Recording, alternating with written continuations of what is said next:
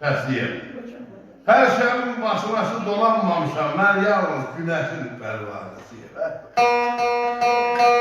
Vədə versən vədəmə düz gələrəm, siz söyləsən ürəyini dələrəm.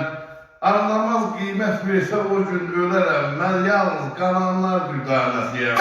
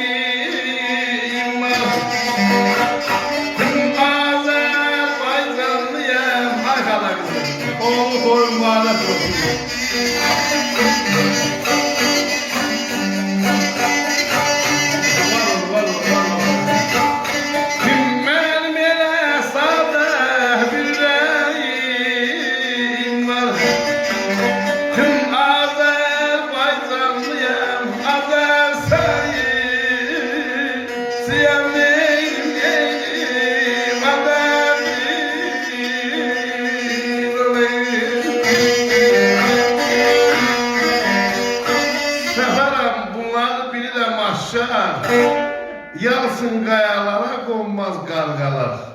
Mənim belə sadə bir ürəyim var, Azərbaycanlıyam, Azər səsiyəm. Demir Babay, sana sağlığa kampaların arkasında kalın. Sağ ol, sağ ol.